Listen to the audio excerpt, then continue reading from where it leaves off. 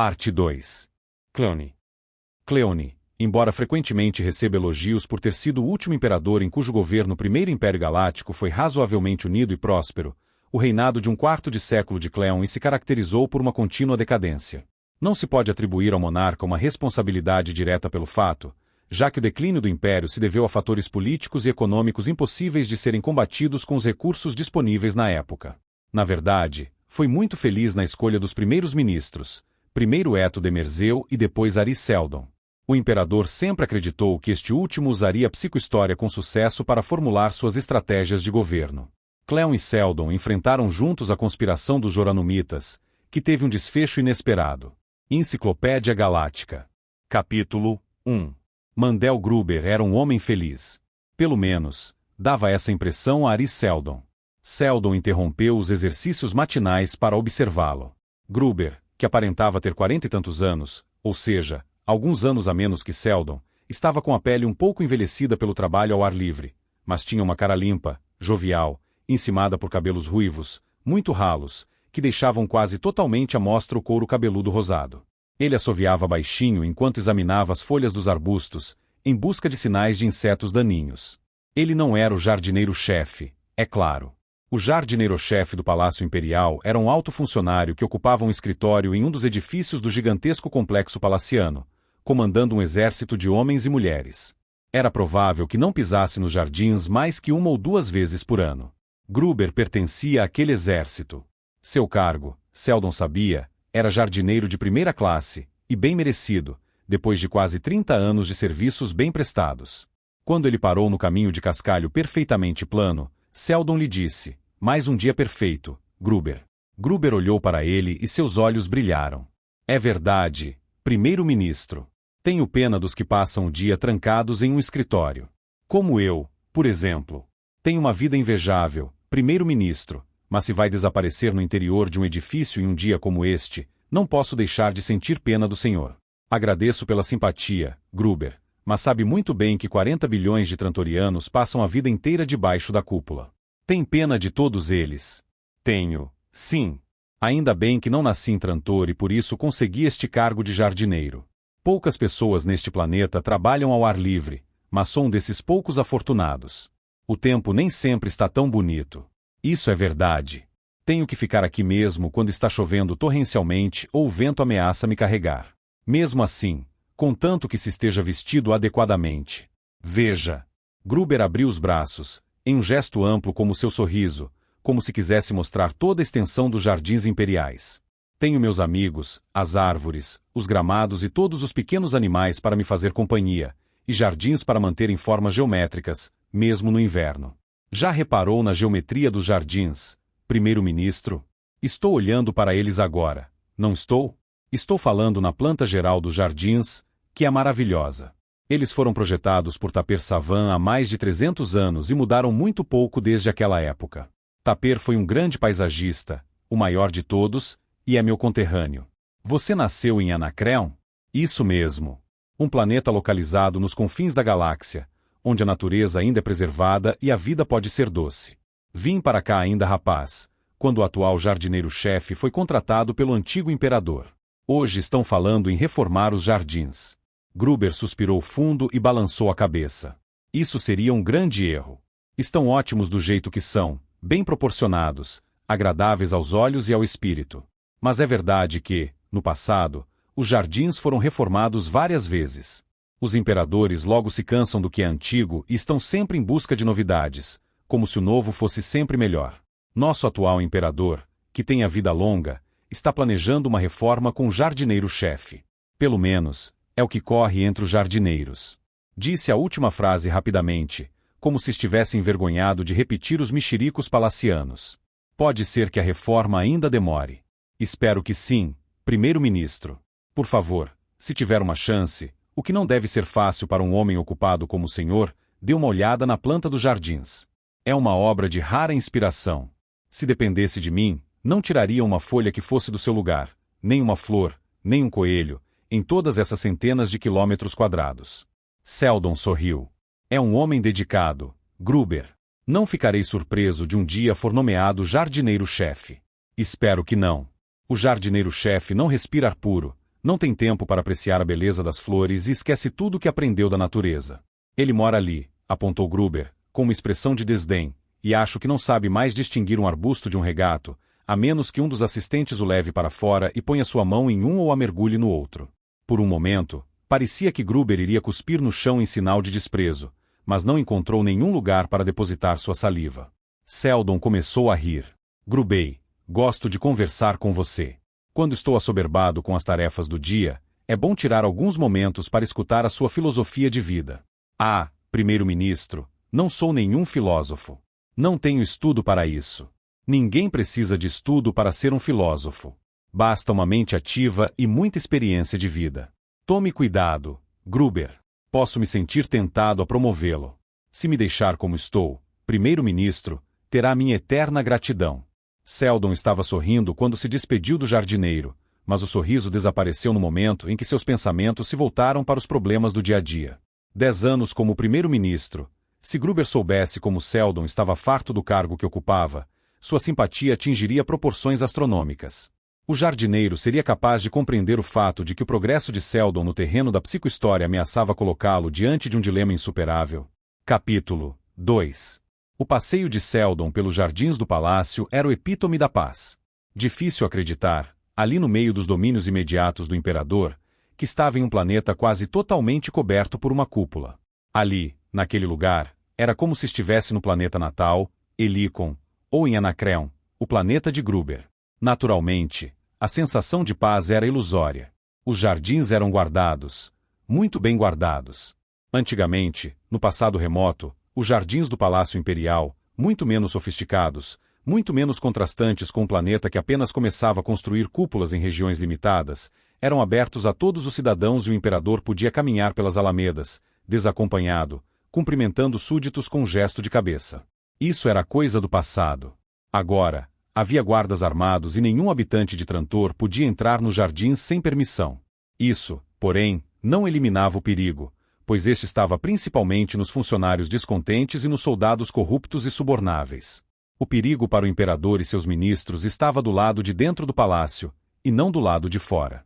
O que teria acontecido se, naquela ocasião, quase 10 anos antes, Seldon não estivesse acompanhado por Dors Venabili? Tinha sido no seu primeiro ano como primeiro-ministro e era natural, supunha agora, que sua inesperada escolha para o cargo gerasse ressentimentos. Outros pretendentes, que se julgavam mais bem qualificados, por terem mais experiência, por terem mais anos de serviço e, acima de tudo, por terem uma opinião muito lisonjeira a respeito de si próprios, haviam ficado indignados com a nomeação de Seldon. Eles não tinham conhecimento da psicohistória ou da importância que o imperador atribuía a essa ciência, e a maneira mais simples de corrigir a situação era subornar um dos homens que havia jurado proteger o primeiro-ministro. Dors talvez fosse naturalmente mais desconfiada do que Seldon. Ou talvez, antes de desaparecer de cena, Demerzeu a tivesse instruído para vigiar de perto o novo primeiro-ministro. Fosse como fosse, depois que Seldon assumirá o cargo, a moça passava quase todo o tempo a seu lado. E foi na tarde de um dia quente e ensolarado que Dors vislumbrou o reflexo do sol, um sol que nunca era visto no interior da cúpula de Trantor, no metal de uma pistola. Abaixe-se, Ari! Gritou, e seus pés devoraram a grama quando correu em direção ao sargento. Passe-me essa pistola! Ordenou, em tom imperioso. O pretenso assassino, imobilizado temporariamente pela visão de uma mulher correndo em sua direção, tentou reagir, apontando a pistola para Dors. A moça, porém, segurou-lhe com força o pulso direito e levantou-lhe o braço. Largue, disse, por entre dentes cerrados. O sargento fez uma careta e tentou livrar o braço. Não faça isso, sargento, advertiu Dors. Meu joelho está a 5 centímetros da sua virilha. Se mover um músculo, seu equipamento genital será coisa do passado. Fique bem quietinho. Isso mesmo. Agora, abra a mão. Se não deixar cair a pistola agora, quebra o seu braço.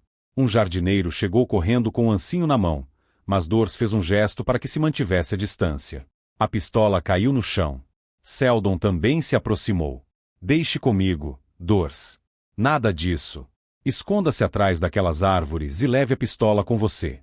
Pode haver outros conspiradores por perto. Dors continuava segurando o pulso do sargento. Ela disse, agora, sargento, quero o nome da pessoa que o persuadiu a atentar contra a vida do primeiro-ministro e o nome dos outros cúmplices. O sargento permaneceu calado. Não seja tolo, disse Dors. Fale. Torceu-lhe o braço e o sargento caiu de joelhos. A moça encostou o bico do sapato no seu pescoço. Se aprecia o silêncio, posso esmagar-lhe a laringe e ficará em silêncio para sempre. É melhor falar. O sargento falou. Mais tarde, Seldon lhe disse: como pôde fazer isso, Dors? Nunca pensei que fosse capaz de tal violência. Na verdade, eu não machuquei o homem, Ari. A ameaça foi suficiente. De qualquer forma, o mais importante era sua segurança. Devia ter deixado que eu cuidasse dele. Para quê? Para não ferir o seu orgulho masculino? Para começar, você não teria sido suficientemente rápido. Afinal, já não é tão jovem. Em segundo lugar, fizesse você o que fizesse, ninguém se admiraria, porque você é homem. Sou mulher, e as mulheres não são consideradas tão agressivas quanto os homens. Além disso, poucas têm força suficiente para fazer o que fiz. Quando contarem a história, certamente vão exagerar. Ninguém mais terá coragem de atentar contra sua vida. Terão medo de mim. Medo de você e de serem executados. O sargento e seus cúmplices foram condenados à morte, você sabe. O rosto normalmente tranquilo de Dors assumiu uma expressão angustiada, como se não pudesse aceitar a execução do sargento traidor, mesmo sabendo que ele seria capaz de assassinar seu amado Ari sem pensar duas vezes. Não há necessidade de executar os conspiradores, protestou. O exílio seria suficiente. É tarde demais para discutir a questão, afirmou Seldon. Cleon já se decidiu pela pena de morte. Não que eu não tenha tentado dissuadi-lo. Quer dizer que conversaram a respeito. É claro. Eu disse a Cleon que bastava prendê-los ou desterrá-los, mas ele se recusou a me atender. Ele disse: sempre que tento resolver um problema através de uma medida simples e direta, alguém tem que me acusar de despotismo e tirania. Primeiro foi Demerzeu, agora é você. Acontece que este palácio é meu. Estes jardins são meus. Estes guardas são meus. Minha segurança depende da segurança deste lugar e da lealdade do meu povo. Acha que uma traição como a que acabamos de assistir pode ser punida com algo menos que a morte?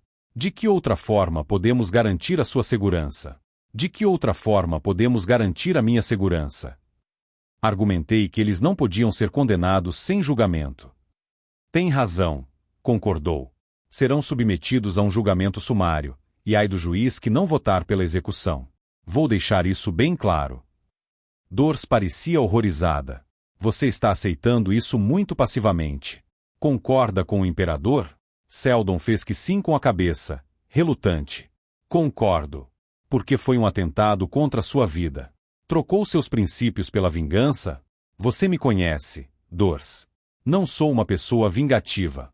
Entretanto, não era apenas eu que estava em perigo, muito menos o imperador. Se há alguma coisa que a história recente no Império nos mostra, é que os imperadores não duram muito tempo no poder. É a psicohistória que deve ser protegida. Mesmo que alguma coisa me aconteça, a psicohistória um dia será desenvolvida, mas o Império está decaindo rapidamente e não temos muito tempo. Sou a única pessoa capaz de obter as técnicas necessárias a tempo de evitar o pior. Talvez você devesse transmitir o que sabe a outras pessoas, sugeriu Dors, muito séria. É o que estou fazendo. Hugo Amaril seria um substituto razoável, e reuni um grupo de especialistas competentes, mas, eles não são, ele interrompeu a frase no meio. Não são tão bons quanto você, tão capazes, tão inteligentes. É isso que pensa? É o que penso, concordou Seldon. Acontece que sou humano. Fui eu que criei a psicohistória, e, se for possível, quero que todos saibam disso. Humano, suspirou Dors, sacudindo a cabeça, quase tristemente. Os conspiradores foram executados. Há mais de um século que não se ouvia falar de um expurgo daqueles. 2 conselheiros, 5 oficiais e 4 soldados, entre eles o infeliz sargento. Todos os guardas considerados suspeitos foram enviados para outros planetas. Desde aquele dia, ninguém mais se atrevera a conspirar contra o governo e tão notório se tornará o cuidado com que o primeiro-ministro era protegido, para não falar da prodigiosa mulher que zelava por ele, que Dors não teve mais necessidade de acompanhá-lo o tempo todo. Sua presença invisível já era uma proteção adequada, e o imperador Cleon desfrutou de quase 10 anos de tranquilidade e de absoluta segurança. Agora, porém, a psicohistória estava finalmente chegando ao ponto em que se tornava possível fazer algumas previsões, e quando Seldon cruzou o jardim para passar do escritório de primeiro-ministro para o laboratório de psicohistoriador, Sabia muito bem que aquela era de paz estava provavelmente chegando ao fim. Capítulo 3. Mesmo assim, Ari Seldon não pôde deixar de sentir uma ponta de satisfação quando entrou no laboratório. Como as coisas tinham mudado. Tudo começara 20 anos antes, com as primeiras tentativas desajeitadas em um computador heliconiano de segunda. Tinha sido naquela época que tivera a primeira visão distante do que seria mais tarde conhecido como a matemática paracaótica. Depois, vieram os anos na Universidade de Strelin, quando ele e Hugo Amarillo, trabalhando juntos, tentaram renormalizar as equações, livrar-se de infinitos incômodos e descobrir uma forma de contornar os piores efeitos caóticos. O progresso, porém, tinha sido muito pequeno. Agora, depois de 10 anos como primeiro-ministro, dispunha de um andar inteiro de computadores de última geração e uma equipe completa de especialistas trabalhando em uma grande variedade de problemas. Naturalmente, nenhum dos membros da equipe, com exceção de Hugo, conhecia mais do que o problema específico que lhe tinha sido proposto. Cada um deles trabalhava apenas em um pequeno vale ou pico da gigantesca cadeia de montanhas de psicohistória, que apenas Seldon e Amarillo eram capazes de ver como uma cadeia de montanhas. Eles próprios podiam divisá-la apenas vagamente, os picos escondidos pelas nuvens, as encostas envoltas na neblina. Dors Venabili estava certa, é claro. Já era tempo de revelar à equipe a verdadeira extensão do mistério. 2 homens não eram suficientes para analisar todas as implicações das novas descobertas. Além disso, Seldon estava envelhecendo. Mesmo que pudesse trabalhar durante mais algumas décadas, seu período de maior criatividade certamente tinha ficado para trás. O próprio Amarillo faria 39 anos no mês seguinte. Embora ainda fosse relativamente moço, não era tão jovem assim para o matemático, e estava trabalhando no problema quase há tanto tempo quanto Seldon. Sua capacidade de contribuir com novas ideias também devia estar se esgotando. Amarillo tinha visto entrar e estava se aproximando. Seldon olhou para ele com carinho. Amarillo era tão Dalita quanto Reich, o filho adotivo de Seldon, mas não se parecia em nada com um Dalita típico. Não usava bigode, não tinha sotaque, nem mesmo se considerava um Dalita. Mostrará-se indiferente à pregação de Jojo Joranum, que afetara de forma tão profunda a população de Dal. Era como se Amarillo não tivesse vínculos com o seu setor, nem com seu planeta, nem mesmo com o Império. Ele pertencia, total e exclusivamente, à psicohistória. Seldon sentiu uma ponta de inveja. Ele próprio tinha uma consciência muito nítida de que passará as primeiras 3 décadas de vida em Helicon e não podia deixar de considerar-se um heliconiano. Imaginou se essa consciência não prejudicaria suas análises psicohistóricas. Para usar a psicohistória de forma apropriada, era preciso colocar-se acima de setores e planetas e lidar apenas com a raça humana, o que era exatamente o que Amarillo fazia. E o que ele próprio não fazia, admitiu para si mesmo, com um suspiro de resignação. Nós estamos fazendo progresso. Ari, suponho. Você supõe, Hugo? Simplesmente supõe? Não quero sair da minha nave sem um traje espacial. Ele disse aquilo muito sério, não tinha muito senso de humor, pensou Seldon, e os dois entraram no escritório que compartilhavam. Era pequeno, mas bem protegido contra aparelhos de escuta. Amarillo sentou-se e cruzou as pernas. Ele disse, seu último método para contornar o problema do caos parece estar funcionando, com algum sacrifício da precisão, é claro. É claro. O que ganhamos na reta, perdemos nos desvios. É assim que o universo funciona. O que temos de fazer é arranjar um jeito de tapeá-lo. Já conseguimos tapeá-lo um pouquinho. É como olhar por uma janela embaçada.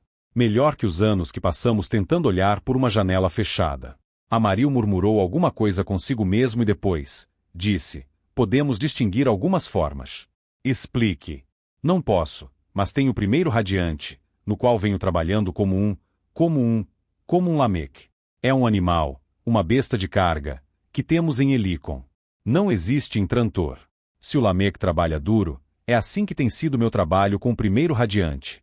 Amarillo apertou o fecho de segurança da escrivaninha e uma gaveta se abriu silenciosamente. Tirou da gaveta um cilindro opaco, de cor escura, que Seldon observou com interesse. Seldon projetara os circuitos do primeiro radiante, mas Amarillo se encarregara de construir o aparelho. Amarillo era muito habilidoso para aquele tipo de trabalho. O escritório ficou escuro e equações e relações brilharam no ar. Números se espalharam abaixo delas, adejando pouco acima do tampo da escrivaninha, como se estivessem suspensos por fios invisíveis. Excelente, observou Seldon. Algum dia, se vivermos o suficiente, veremos o primeiro radiante produzir um rio de símbolos matemáticos que traçará a história passada e futura. Nele, poderemos encontrar correntes e torvelinhos e descobrir maneiras de mudá-los de forma a obter novos padrões, mais desejáveis. Isso, disse Amaril, secamente, se conseguirmos conviver com a ideia de que as ações que tomarmos, com a melhor das intenções, poderão ter trágicas consequências.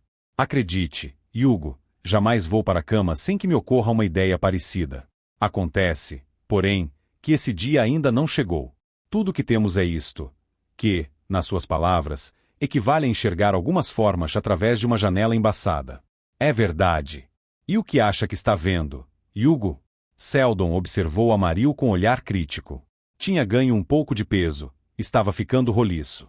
Passava tempo demais trabalhando nos computadores, e agora no primeiro radiante, e quase não fazia exercícios físicos. E embora tivesse tido algumas namoradas, nunca se casara. Um erro. Mesmo um homem fanático pelo trabalho é forçado a tirar algum tempo de folga para atender a esposa, para dedicar-se aos filhos. Seldon pensou na sua silhueta esguia e na maneira como Dor se esforçava para conservá-la assim. O que estou vendo? O que estou vendo é que o Império não vai nada bem, disse Amaril. Há muito tempo que o Império não vai bem. É verdade, mas desta vez trata-se de algo mais específico. A própria integridade do Império está ameaçada. Trantor corre perigo? Pode ser. Ou a periferia. Ou a situação vai degenerar aqui, levando talvez a uma guerra civil, ou as províncias exteriores vão se rebelar. Não precisamos da psicohistória para reconhecer essas possibilidades. O interessante é que parecem ser mutuamente exclusivas. Ou uma ou a outra. A probabilidade de que ambas ocorram é muito pequena. Aqui. Olhe.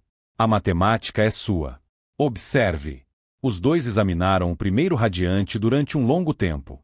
Afinal, Seldon comentou, não entendi por que as duas possibilidades são mutuamente exclusivas. Nem eu, Red, mas de que adiantaria a psicohistória se nos mostrasse apenas coisas que somos capazes de deduzir por outros meios? Ela está nos indicando uma coisa imprevista. Entretanto, fica faltando saber duas coisas. Primeiro, qual das duas alternativas é a melhor? Segundo, o que podemos fazer para aumentar a probabilidade de que a melhor alternativa se concretize? Eu sei qual é a melhor alternativa, afirmou Seldon.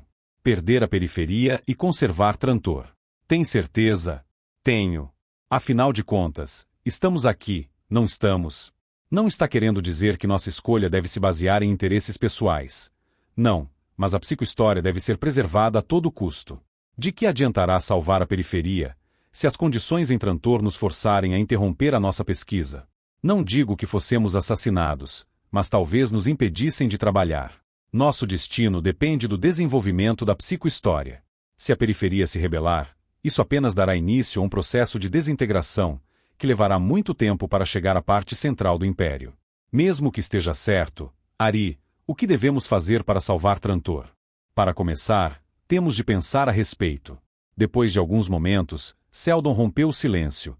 Acaba de me ocorrer uma ideia desanimadora. E se o Império estiver no caminho errado? E se sempre tiver estado no caminho errado? Fico com essa impressão toda vez que converso com Gruber. Quem é Gruber? Mandel Gruber. Um jardineiro. Ah! Aquele que chegou correndo com um ancinho para defendê-lo, no dia do atentado. Esse mesmo. Nunca me esquecerei do que fez. Afinal de contas, mostrou-se disposto a enfrentar um número desconhecido de atacantes, presumivelmente armados com pistolas, para tentar salvar minha vida. Isso é que é lealdade. Seja como for, conversar com ele é como um sopro de ar puro. Não posso passar o tempo todo falando apenas com burocratas e psicohistoriadores. Obrigado pela parte que me toca. Deixe disso. Amaril. Você sabe o que quero dizer. Gruber aprecia a natureza.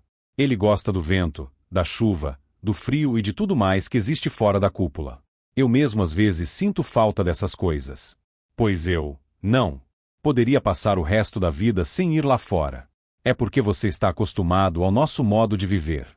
Suponha, porém, que o Império fosse constituído por planetas não industrializados, de baixa densidade populacional, cujas populações se dedicassem à agricultura e à pecuária. Não teriam todos uma melhor qualidade de vida? Sei lá. Para mim, parece horrível. Andei investigando a questão. Tudo indica que se trata de um caso de equilíbrio instável. Duas coisas podem acontecer a um planeta do tipo que acabei de descrever. ou a pobreza atinge níveis extremos e os habitantes passam a viver em condições subhumanas, quase como animais, ou o planeta se industrializa. É como se a sociedade estivesse equilibrada em uma base muito estreita e tivesse que cair em uma das duas direções. Na prática, quase todos os planetas da galáxia caíram na direção da industrialização. Porque era melhor. Talvez. Acontece que esse processo não pode continuar para sempre. Estamos observando atualmente os resultados do excesso de industrialização. O Império não vai resistir por muito tempo porque está superaquecido. Não conheço o termo melhor. Não sei o que virá em seguida.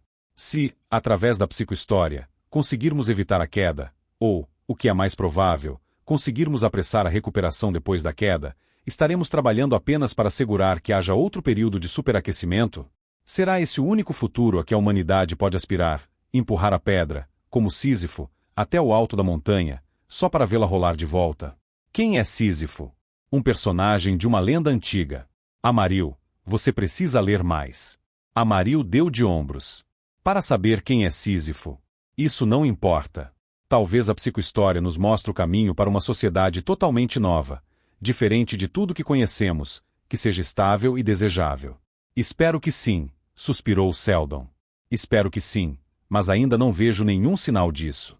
Por enquanto, vamos ter que trabalhar pela emancipação da periferia. Isso marcará o início da queda do Império Galáctico. Capítulo 4. Foi o que eu disse a Maril, comentou Ari Seldon.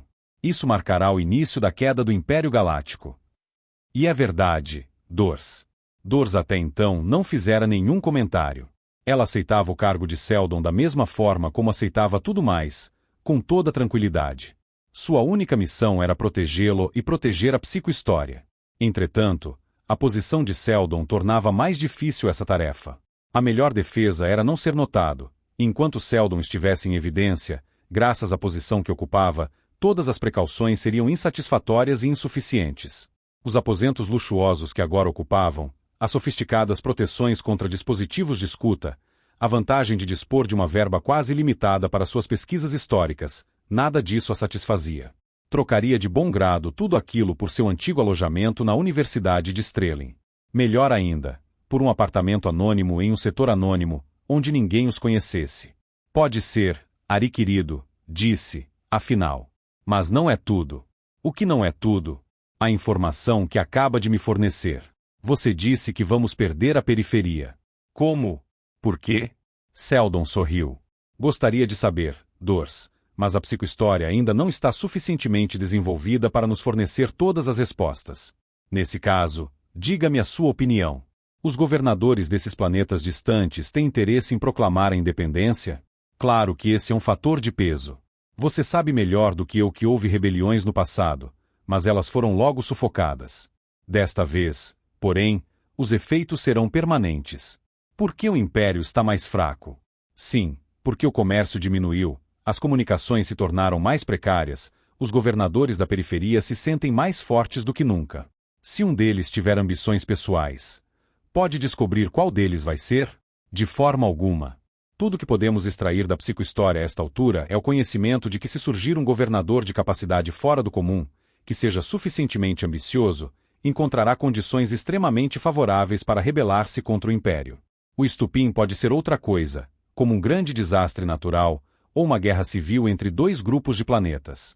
Nada disso pode ser previsto com precisão, mas sabemos que qualquer coisa do gênero que aconteça agora terá consequências mais sérias do que se tivesse acontecido há um século. Mas se você não sabe exatamente o que vai acontecer na periferia, como poderá influir sobre os acontecimentos de forma a garantir que o Império comece a desmoronar da periferia para o centro, e não do centro para a periferia? Acompanhando de perto os fatos, tomando medidas para estabilizar a situação de Trantor e não tomando medidas para estabilizar a situação da periferia. Não podemos esperar ainda que a psicohistória nos permita controlar automaticamente o desenrolar da história, de modo que teremos de recorrer constantemente a ajustes manuais. No futuro, a técnica será aperfeiçoada e haverá menos necessidade de ajustes manuais. Mas isso só será possível no futuro. Certo. Certo. E mesmo assim, tudo não passa de uma esperança. Quais os perigos que ameaçam Trantor, caso a periferia não se desligue do Império? As mesmas possibilidades. Fatores econômicos e sociais, desastres naturais, disputas entre altos funcionários. E algo mais. Eu disse a Yugo que o Império está superaquecido. Acontece que Trantor é a parte mais superaquecida de todas. O planeta já chegou ao seu limite. Os problemas de infraestrutura, abastecimento de água, aquecimento, recolhimento de lixo, suprimento de combustíveis, são cada vez mais frequentes. O que me diz da morte do Imperador? Seldon abriu os braços. Cleon vai morrer um dia, mas ele tem boa saúde e ainda é relativamente jovem. Os 2 filhos são totalmente incapazes, mas certamente surgirão outros pretendentes ao trono. A luta pela sucessão será acirrada, mas provavelmente não conduzirá a nenhuma catástrofe, do ponto de vista histórico. Digamos, então, que ele seja assassinado. Seldon olhou em torno, preocupado. Não diga isso. Sei que estamos sozinhos, mas não use esta palavra. Ari, não seja tolo. É uma possibilidade que deve ser considerada. Houve uma época em que os Joranumitas quase tomaram o poder. Se conseguissem seu intento, o imperador teria sido... Acho que não. Provavelmente o usariam como figura decorativa. Seja como for, é coisa do passado. Joranum morreu ano passado em Nishaya, em total esquecimento. Ele tinha seguidores. É claro. Todo mundo tem seguidores. Por acaso, nos seus estudos da história do Império e do Reino de Trantor, você leu alguma coisa sobre o Partido Globalista, fundado no meu planeta natal, Helicon? Não, Ari. Não se ofenda, mas os livros falam muito pouco sobre Helicon. Não estou ofendido, Dors. Feliz o planeta que não tem uma história, é o que sempre digo. Seja como for, há cerca de 2.400 anos, havia um grupo de pessoas em Helicon que afirmava que Helicon era o único planeta habitado no universo. Helicon era o universo e além dele só havia uma esfera celeste, salpicada de pontos luminosos. Como podiam pensar assim? Naquela época, já deviam pertencer ao Império. É verdade, mas os globalistas acreditavam que todas as provas de que o Império existia eram ilusórias ou forjadas, e todos os emissários do Império eram heliconianos disfarçados. Não havia nada que os convencesse do contrário. O que aconteceu? Acho que é sempre agradável pensar que o seu planeta é o planeta. Quando estavam no auge da popularidade, os globalistas tinham o apoio de cerca de 10% da população. Eram apenas 10%, mas constituíam uma minoria agressiva, que fazia mais barulho que a maioria indiferente e ameaçava tomar o poder. Mas eles não conseguiram, não é? Não conseguiram. O que aconteceu foi que o globalismo começou a afetar o comércio com o resto do Império e a economia de Helicon entrou em recessão.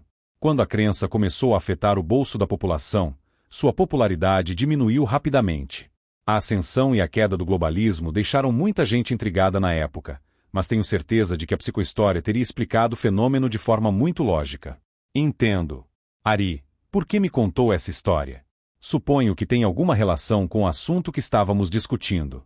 O que eu estava querendo mostrar é que movimentos desse tipo nunca morrem totalmente, por mais ridículas que sejam as suas premissas. Mesmo hoje em dia, ainda existem globalistas em Helicon. Não são muitos, mas de vez em quando 70 ou 80 deles se reúnem no que chamam de Congresso Global e extraem um imenso prazer de conversar a respeito do globalismo. Pois bem, apenas 10 anos se passaram desde a época em que o movimento Joranumita parecia prestes a conquistar o poder, e eu ficaria surpreso se não tivessem restado alguns adeptos. Pode ser que daqui a 1000 anos ainda haja alguns adeptos. Essas pessoas não podem ser perigosas? Acho que não. O verdadeiro perigo estava no carisma de Jojo, e ele está morto. Nem mesmo foi uma morte heróica ou dramática. Ele simplesmente definhou e morreu no exílio. Provavelmente, tinha perdido a vontade de viver. Dors levantou-se e caminhou até a outra extremidade da sala, balançando os braços, com os punhos cerrados. Voltou e ficou de pé diante de Seldon, que continuará sentado. Ari, vou lhe dizer o que está me preocupando. Se a psicohistória aponta para a possibilidade de que ocorram tumultos em Trantor, e você acha que ainda restaram alguns Joranumitas, pode ser que eles estejam tramando o assassinato do imperador. Seldon riu nervosamente. Está vendo fantasmas, Dors. Calma. Ele próprio, porém, tinha ficado impressionado com as palavras da moça. Capítulo 5. O setor de Wai tinha tradição de se opor à dinastia Intun de Cleon-Yi, que governava o império há mais de 2 séculos. A oposição datava da época em que a linha de prefeitos de Wai assumirá por algum tempo o governo do império. A dinastia de Wai não tinha sido nem duradoura nem particularmente bem-sucedida, mas a população e as autoridades de Wai achavam difícil esquecer que tinham sido, ainda que de forma temporária e imperfeita, os supremos governantes do império. O breve período em que Rachelle, a prefeita de Wai, desafiara o poder do imperador, 18 anos antes, contribuíra para aumentar tanto o orgulho quanto a frustração de Wai. Por tudo isso, era razoável que o pequeno bando de conspiradores se sentisse mais seguro em Wai do que em qualquer outro setor de Trantor. 5 deles estavam sentados em torno de uma mesa, em um bairro pobre do setor. A sala em que se encontravam era pobremente mobiliada, mas dispunha de um equipamento à prova de escuta. Em uma cadeira ligeiramente melhor que as outras estava sentado o homem que parecia ser o líder. Um homem magro, de aspecto doentio, com uma boca larga e lábios tão pálidos que eram quase invisíveis. Os cabelos estavam começando a branquear e os olhos tinham um brilho feroz. Estava olhando para o homem à sua frente, bem mais velho e corpulento, de cabelos brancos e bochechas roliças que balançavam quando ele falava. E então, disse o líder, bruscamente, é evidente que você ainda não fez nada. Explique por quê. O homem mais velho tentou responder no mesmo tom. Ele disse, sou um Joranumita veterano, Namarti. Por que tenho que justificar minhas ações? Gambol Den Namarti, que um dia tinha sido o braço direito de Laskin Jojo Joranum, replicou, existem muitos Joranumitas veteranos. Alguns são incompetentes, alguns são fracos, outros esqueceram nossa missão. É possível ser um Joranumita veterano e não passar de um velho tolo. O homem mais velho recostou-se na cadeira. Está me chamando de velho tolo? Eu? Sou Kaspal Kaspalov. Estava ao lado de Jojo quando você ainda não tinha entrado para o partido, quando não passava de um João ninguém à procura de uma causa. Não chamei você de tolo, protestou Namarti. Disse apenas que alguns Joranumitas são tolos. Você agora tem a oportunidade de provar que não é um deles. Minha ligação com Jojo. Esqueça. Ele morreu. Seu espírito ainda vive. Se esse pensamento nos ajudar em nossa luta, então seu espírito ainda vive, mas para os outros, não para nós. Sabemos que ele cometeu uma série de erros. Não concordo com isso. Não insista em fazer um herói de um homem que errou. Ele pensou que fosse capaz de mudar o mundo apenas pela força de suas palavras. A história mostra que as palavras podem mover montanhas. Não as palavras de Joranum, obviamente, porque ele cometeu erros lamentáveis. Tentou, sem sucesso, esconder o fato de que era micogeniano. Pior ainda, foi tolamente levado a acusar o antigo primeiro-ministro de ser um robô. Aconselhei-o a não levar adiante a acusação, mas ele não me deu ouvidos, e isso acabou com ele. Agora vamos começar do zero, está bem? Mesmo que usemos a memória de Joranum para conquistar o público, não vamos nos deixar influenciar por ela. Kaspalov permaneceu em silêncio. Os outros 3 olhavam alternadamente para Namarti e Kaspalov e pareciam dispostos a deixar que Namarti conduzisse a discussão. Depois do exílio de Joranum em Nishaya, os Joranumitas se dispersaram e o movimento quase desapareceu, afirmou Namarti. Teria desaparecido, se não fosse por minha causa. Pouco a pouco, fragmento por fragmento, consegui reconstruí-lo, transformando numa rede que se estende por todo o planeta. Está a par disso, suponho. Perfeitamente, chefe, murmurou Kaspalov. O uso do título tornava claro que estava propondo uma reconciliação. Namarti sorriu. Ele não insistia no título, mas gostava de ouvi-lo na boca dos correligionários. Ele disse, você faz parte dessa rede e deve cumprir suas obrigações. Kaspalov se remexeu na cadeira. Era óbvio que estava passando por um drama íntimo. Afinal, resolveu falar. Acaba de me dizer, chefe, que aconselhou Joranum a não acusar o antigo primeiro-ministro. Ele não atendeu ao conselho, mas pelo menos você pôde expressar sua opinião. Posso ter o mesmo privilégio de apontar o que considero como sendo um erro que estamos prestes a cometer? Terá a paciência de me escutar da mesma forma como Joranum o escutou, ainda que, como ele, decida não me atender? Claro que você pode expressar a sua opinião. Kaspalov. Está aqui para isso. Qual é o problema? Essa nossa nova tática, chefe, é um grande erro. Vai provocar tumultos e inquietação política. Naturalmente. É isso que queremos.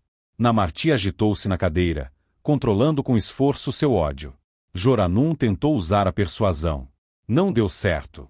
Vamos subjugar Trantor pela ação. Em quanto tempo? A que preço? Levaremos o tempo que for necessário e o custo será, na verdade, muito pequeno. Uma falta de energia aqui, um cano furado ali, um esgoto entupido, um sistema de ar-condicionado com defeito. Incômodo e desconforto. Essas são as nossas armas. Kasparov sacudiu a cabeça. Essas coisas tendem a ser cumulativas. É claro, Kasparov, e queremos que o descontentamento do público seja cumulativo, também. Escute, Kasparov. O Império está em franca decadência. Todo mundo sabe disso. Todo mundo que tem um pingo de inteligência sabe disso. Mesmo que a gente não faça nada, a tecnologia do Império vai começar a falhar. Estamos apenas dando um pequeno empurrão. É perigoso, chefe. A infraestrutura de Trantor é extremamente complexa. Um golpe mal calculado pode provocar um colapso. Puxe o barbante errado e Trantor desabará como um castelo de cartas. Isso não aconteceu até agora. Mas pode acontecer no futuro. E se a população descobrir que somos os responsáveis? Não se darão ao trabalho de chamar a polícia ou as forças armadas. Seremos linchados em praça pública. Ninguém vai desconfiar. O alvo natural do ressentimento do povo é o governo, os conselheiros do imperador. Jamais pensarão em nós. E como vamos viver com nossa consciência, sabendo o que fizemos? A última frase foi dita como um sussurro. O velho estava visivelmente emocionado. Dirigiu um olhar suplicante ao líder do partido, ao homem a quem jurara obediência. Tinha feito isso com a impressão de que Namarti continuaria a carregar a bandeira da liberdade antes empunhada por Laskin Joranum.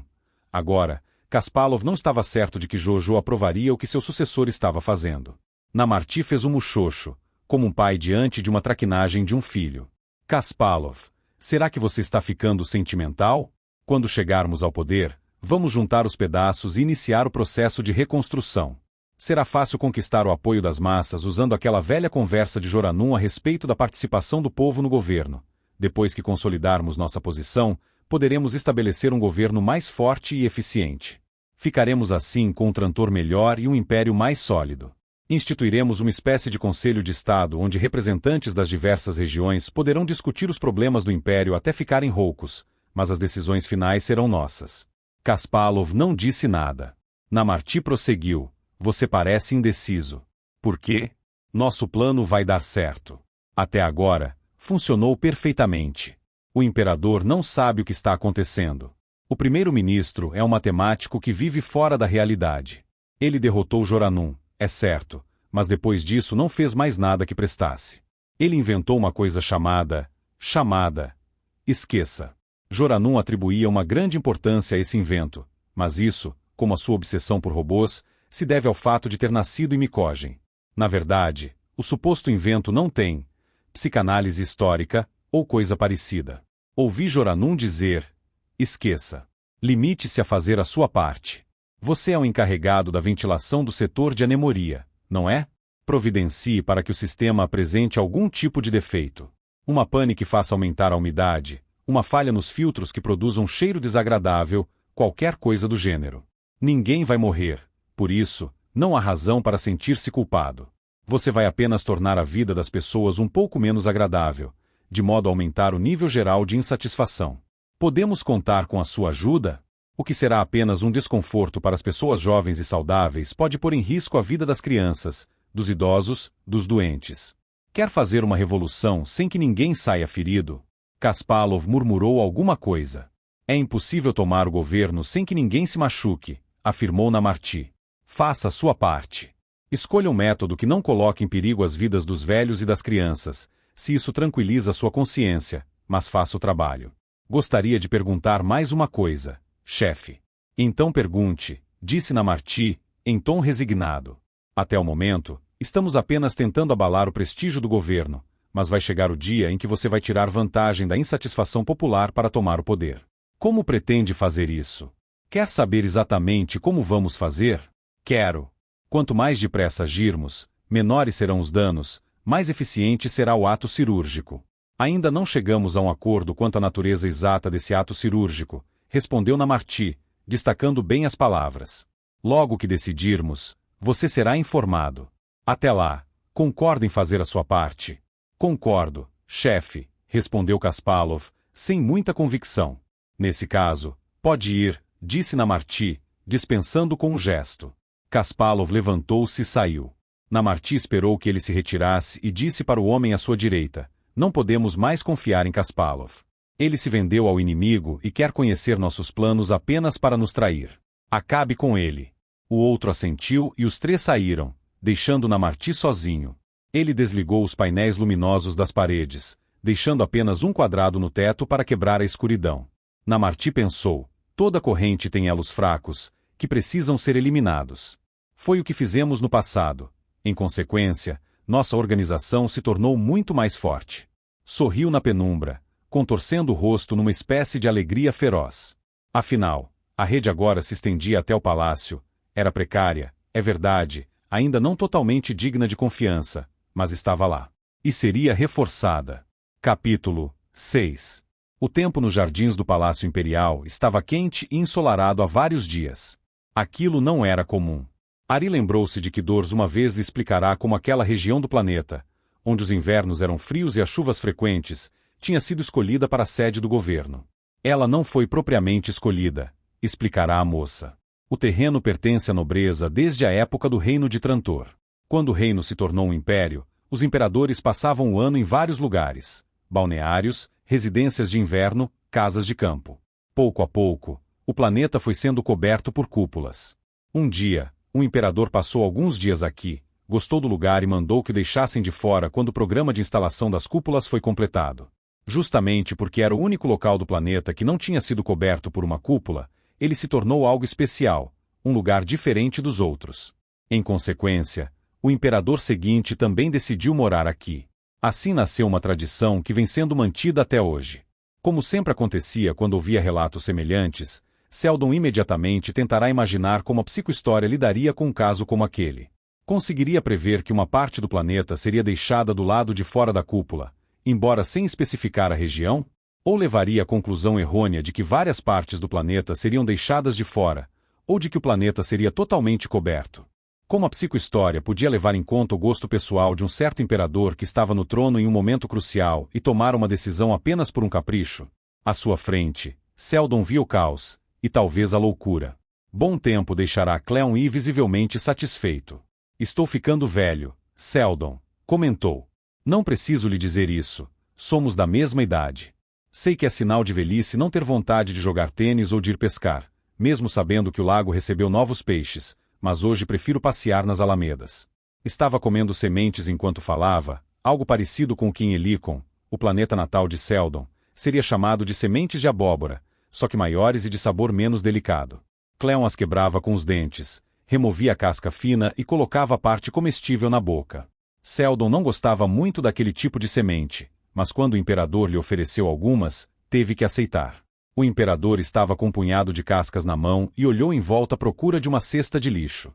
Não viu nenhuma, mas avistou um jardineiro a uma certa distância, em posição de sentido, como tinha de estar na presença do imperador e com a cabeça respeitosamente baixa.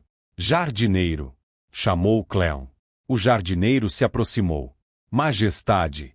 Jogue isto no lixo, ordenou Cleon, colocando as cascas na mão do jardineiro. Sim, majestade. Jogue também as minhas, Gruber, pediu Seldon. Gruber estendeu a mão e disse, timidamente, sim, primeiro-ministro. O jardineiro se afastou, enquanto o imperador ficava olhando para ele, curioso. Conhece esse homem, Seldon? Conheço, sim, majestade. É um velho amigo. O jardineiro é um velho amigo seu? Quem é ele? Um matemático que está passando por uma fase difícil? Não, majestade. Talvez ainda se lembre da história. Aconteceu no dia em que, Seldon hesitou, pensando na forma mais diplomática de descrever o incidente. No dia em que o sargento ameaçou minha vida, logo depois que Vossa Majestade teve a generosidade de me nomear para o cargo de primeiro-ministro. O atentado. Cleon olhou para o céu, como se estivesse em busca de paciência. Não sei por que todo mundo tem medo de usar essa palavra. Talvez seja porque nos preocupemos com a possibilidade de que algo aconteça com o nosso imperador, disse Seldon, censurando-se mentalmente por ter aprendido tão depressa a recorrer à lisonja. Cleon sorriu ironicamente. Entendo. E que isso tem a ver com Gruber?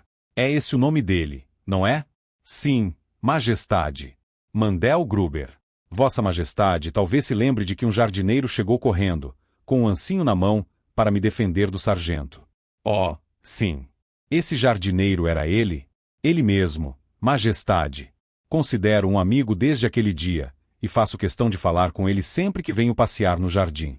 Acho que ele toma conta de mim, Sente-se responsável pela minha segurança. E eu, naturalmente, tenho muita simpatia por ele. E com razão. Já que estamos falando do assunto, como vai sua formidável esposa? Não a tenho visto ultimamente. Dors é uma historiadora, majestade. Vive mergulhada no passado. Ela não deixa você assustado? Soube como tratou aquele sargento. Quase tive pena dele. Minha mulher fica uma fera apenas quando acha que estou sendo ameaçado, majestade. No momento, a situação está muito tranquila. O imperador olhou na direção em que o jardineiro tinha desaparecido. Nós recompensamos aquele homem. Tomei a liberdade de fazê-lo, majestade. Ele tem mulher e 2 filhas. Providenciei para que cada uma recebesse uma quantia em dinheiro para a educação dos filhos. Excelente. Mas ele merece uma promoção, não acha? É bom jardineiro. Dos melhores, majestade. O jardineiro-chefe, o nome dele é Malcomber, se não me falha a memória, está chegando à idade de se aposentar. Deve ter quase 80 anos. Acha que Gruber seria capaz de substituí-lo? Tenho certeza que sim, majestade, mas prefere continuar como está. Adora a vida ao ar livre. Ele se acostumará ao novo cargo, Seldon. Eu estou precisando de alguém com novas ideias. Preciso pensar no assunto.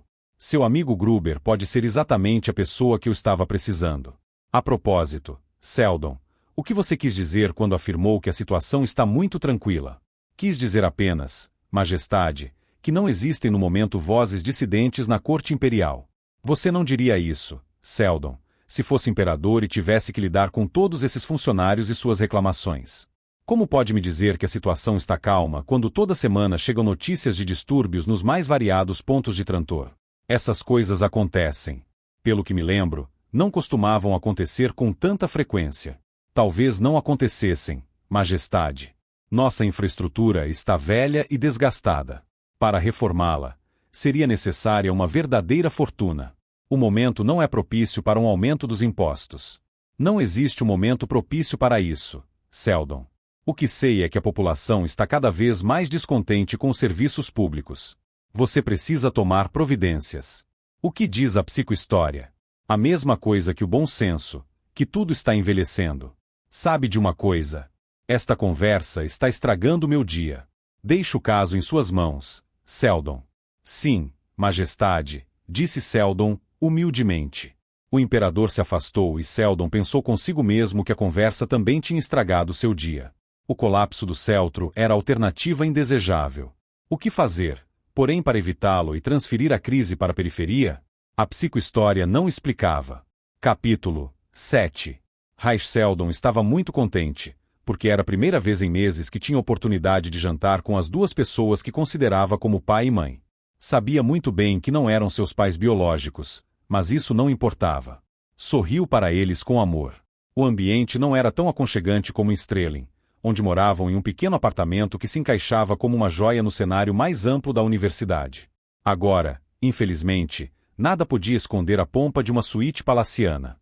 Reich às vezes se olhava no espelho e custava acreditar que a vida que estava levando fosse verdadeira. Não era alto. Tinha apenas 1,63 metros, bem menos que Ari Dors. Era corpulento, mas por causa dos músculos, não de gordura. Tinha cabelos negros e o bigode típico dos Dalitas, que tratava de manter o mais farto possível. No espelho, ainda podia ver o moleque de rua que tinha sido um dia, antes que o destino fizesse conhecer Ari e Dors. Ari era muito mais jovem na época. Na verdade, Reich estava agora mais ou menos com a mesma idade que Ari tinha quando se encontraram pela primeira vez. Estranhamente, sua mãe, Dors, praticamente não mudará. Continuava jovem e esbelta como nos dias em que ela e Ari abordaram Reich em uma rua de Billy Bottom. E ele, Reich, nascido na pobreza e na miséria, agora era funcionário público, desempenhando uma função secundária no Ministério de Populações. Como vão as coisas no Ministério de Populações, Reich? Perguntou Seldon. Estão fazendo algum progresso? Muito pouco, papai. As leis são votadas, os juízes passam sentenças, os políticos fazem discursos, mas é difícil mudar as pessoas. Por mais que se pregue a fraternidade, os homens não se consideram irmãos. O que mais me choca é que os Dalitas não são melhores que os outros nesse particular. Exigem ser tratados como iguais, mas, quando têm a oportunidade, são os primeiros a discriminar os outros. É impossível mudar o coração dos homens, Reich, afirmou Dors. O máximo que se pode fazer é tentar eliminar algumas das injustiças mais flagrantes. O problema, acrescentou Seldon, é que durante a maior parte da nossa história ninguém se preocupou com essa coisa. Há muito tempo que a raça humana vem praticando alegremente o jogo do sou melhor do que você, e não é fácil consertar isso de uma hora para outra.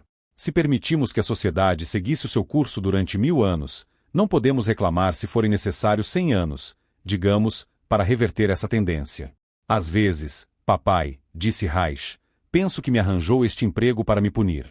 Seldon levantou as sobrancelhas. Que razão eu teria para puni-lo? O fato de simpatizar com as ideias de Joranum a respeito da igualdade entre os setores e o aumento da representação popular no governo. Não o culpo por isso. São boas ideias, mas você sabe que Joranum e seu grupo as estavam usando apenas como artifício para chegarem ao poder. Depois que conseguissem esse objetivo, apesar de saber como eu me sentia, você me fez enganar Joranum. Não foi fácil para mim lhe pedir isso, meu filho. E agora me faz trabalhar na implementação do programa de governo de Joranum, apenas para me mostrar que se trata de uma tarefa quase impossível. Que acha, Dors? Disse Seldon para a esposa. O garoto está me atribuindo um maquiavelismo que simplesmente não combina com o meu caráter. Claro que não, concordou Dors, com a sombra de um sorriso nos lábios. Reich seria incapaz de pensar isso de você, não é, filho? Normalmente, você é a pessoa mais franca que conheço, papai, afirmou o rapaz. Em caso de necessidade, porém, sabe mexer seus pauzinhos. Não é isso que pretende fazer com a psicohistória. Até agora, não consegui fazer muita coisa com a psicohistória, disse Seldon, em tom melancólico. É pena. Eu tinha esperança de que a solução para o problema do preconceito estivesse na psicohistória. Talvez esteja, mas ainda falta muito para chegarmos lá. Depois que acabaram de jantar, Seldon disse, agora, Reich, nós dois precisamos ter uma conversa. É mesmo? E eu não estou convidada? Perguntou Dors. Vamos falar de assuntos do governo, querida. Deixe disso, Ari. Você vai pedir ao menino para fazer alguma coisa que eu não aprovaria. Garanto a você que não vou pedir que faça nada que ele não queira fazer, afirmou Seldon. Tudo bem, mamãe, disse Reich. Pode deixar. Prometo que depois conto tudo a você. Dors revirou os olhos. Vocês dois vão invocar segredo de Estado. Tenho certeza disso. O que preciso discutir com Reich é segredo de Estado, Dors, afirmou Seldon. Estou falando sério. Dors se levantou, cerrando os lábios. Deixou a sala com um apelo final. Não jogue o menino aos lobos, Ari. Depois que ela saiu, Seldon disse, infelizmente, jogar você aos lobos é exatamente o que eu terei de fazer, Reich. Capítulo 8. Os dois se encontravam no escritório particular de Seldon, a sua sala de meditação, como costumava dizer. Ali passará muitas horas tentando entender as complexidades do governo do Império e de Trantor. O primeiro-ministro perguntou ao filho, está a par dos frequentes problemas que têm ocorrido nos serviços públicos, Reich? Estou, respondeu o rapaz. Papai, você sabe que nosso planeta envelheceu. O que temos a fazer é tirar todo mundo daqui, derrubar tudo, substituir tudo, instalar computadores de última geração e trazer todo mundo de volta. Ou melhor, trazer de volta metade da população. A vida em Trantor seria bem melhor com apenas 20 bilhões de habitantes. Quais 20 bilhões? Perguntou Seldon, sorrindo. Quisera saber, respondeu Reich, de cara feia. O problema é que não podemos reformar o planeta, e por isso temos que continuar a remendá-lo. Você está certo, Reich, mas estão acontecendo coisas estranhas. Quero saber o que pensa a respeito disto. Tirou do bolso uma pequena esfera. O que é? Quis saber Reich. Um mapa de Trantor, programado com informações. Faça-me um favor, Reich, e abra um espaço vazio em cima da mesa. Seldon colocou a esfera no meio da mesa e apertou um botão no braço da cadeira. Imediatamente, as luzes se apagaram e o tampo da mesa começou a brilhar com uma luminosidade branca e suave que parecia ter cerca de 1 centímetro de espessura. A esfera tinha se achatado e se expandir até ocupar toda a superfície da mesa. Aos poucos, a luz se tornou mais forte em alguns lugares do que em outros, formando um desenho. Depois de 30 segundos, Reich exclamou, surpreso, é mesmo um mapa de Trantor. Claro que é. Eu não lhe disse. Só que você não compra um mapa como este em qualquer supermercado. É um desses brinquedinhos que os generais adoram. Poderia representar Trantor como uma esfera, mas uma projeção bidimensional será mais adequada para o que quero lhe mostrar. O que quer me mostrar, papai? Nos últimos 2 anos têm ocorrido muitos acidentes. Como você diz, o planeta envelheceu e é inevitável que ocorram acidentes, mas eles estão ocorrendo com muita frequência e resultam, na imensa maioria dos casos, de falha humana. Isso não é razoável. Seria, dentro de certos limites. Acontece que no caso dos terremotos esses limites foram ultrapassados. Terremotos. Em Trantor? Admito que Trantor é um planeta de baixa atividade sísmica, e ainda bem que é assim, porque não seria nada prático ter que consertar a cúpula várias vezes por ano. Sua mãe garante que uma das razões pelas quais Trantor foi escolhido para a capital do Império foi o fato de ser um planeta geologicamente moribundo. Foi essa expressão pouco lisonjeira que usou. Pois bem, Trantor pode estar moribundo, mas não está morto. Uma vez ou outra ocorrem pequenos terremotos. Foram 3, nos últimos 2 anos. Eu não sabia disso, papai. Pouca gente sabe. A cúpula não é um objeto único. É dividida em centenas de partes, que podem ser abertas separadamente para aliviar as tensões no caso de um terremoto. Como um terremoto dura no máximo 1 minuto, a cúpula não passa muito tempo aberta.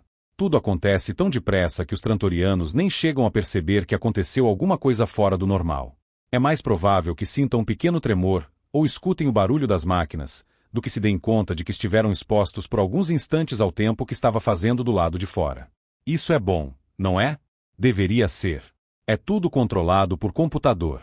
Quando os sensores detectam a aproximação de uma onda de choque, a cúpula é aberta antes que as vibrações tenham intensidade suficiente para causar prejuízos. Ainda parece bom. Acontece que nos últimos 3 terremotos o sistema falhou. A cúpula não se abriu e sofreu sérios danos.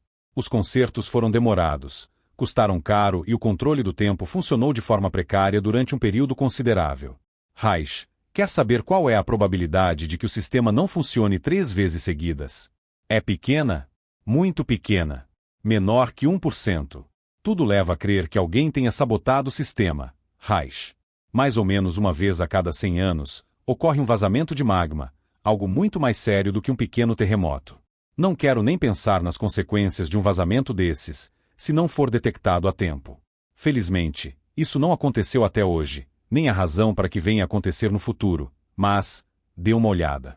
Aqui no mapa estão assinalados os locais onde ocorreram acidentes nos últimos anos que podem ser atribuídos a erro humano, embora não tenha sido possível determinar, em nenhum caso, quem foi o funcionário responsável. Isso porque todo mundo tratou de tirar o corpo fora. Tem razão. Esta é uma característica de qualquer burocracia, e Trantor abriga a maior burocracia de todos os tempos. Mas o que acha dos pontos no mapa? O mapa mostrava pontinhos vermelhos que pareciam pequenas pústulas na superfície de Trantor.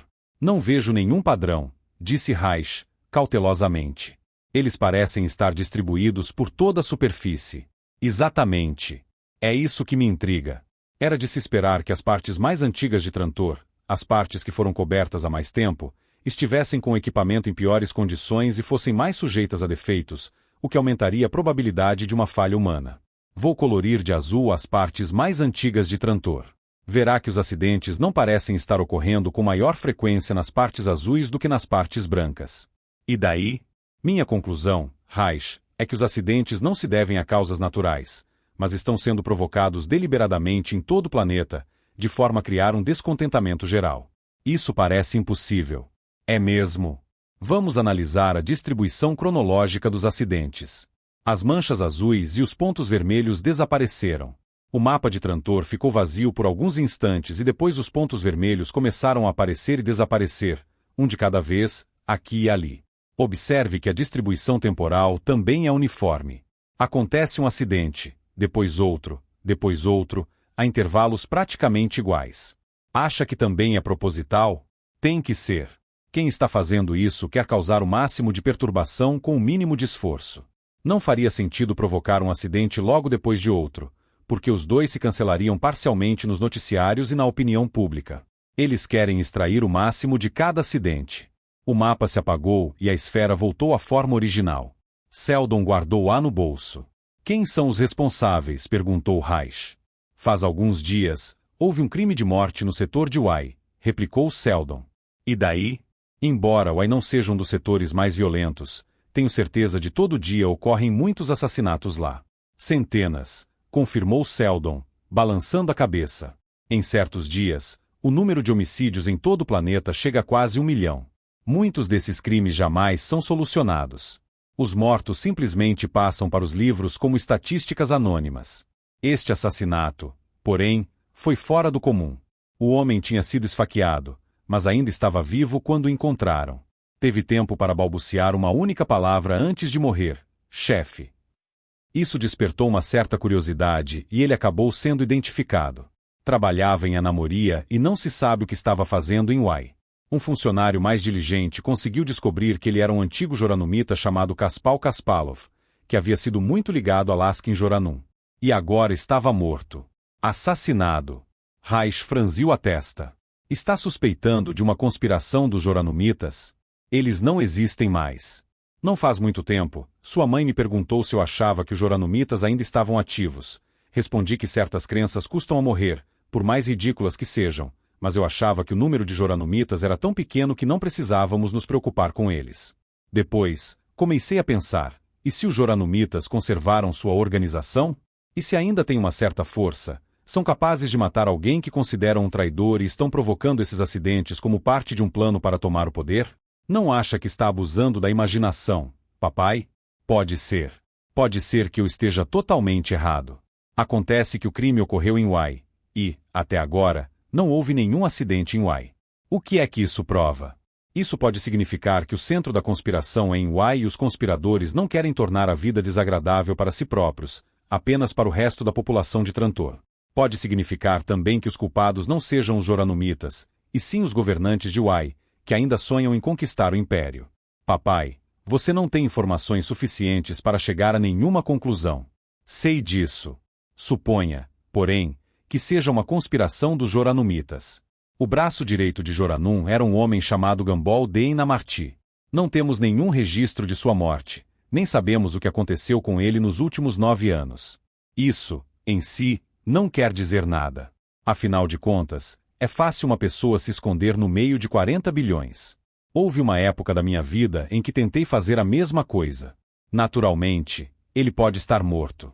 Esta seria a explicação mais simples. Por outro lado, pode ser que não esteja. O que vamos fazer? Seldon suspirou. A coisa mais lógica a fazer seria procurar a polícia, as forças de segurança, mas não posso fazer isso. Não sou como Demerzeu. Ele sabia intimidar as pessoas. Eu não sei. Ele tinha uma personalidade forte. Eu sou apenas um matemático. Eu não devia estar no cargo de primeiro-ministro. Não fui talhado para isso. E não estaria, se o imperador não atribuísse à psicohistória uma importância maior que ela merece. Está sendo severo demais consigo mesmo, papai.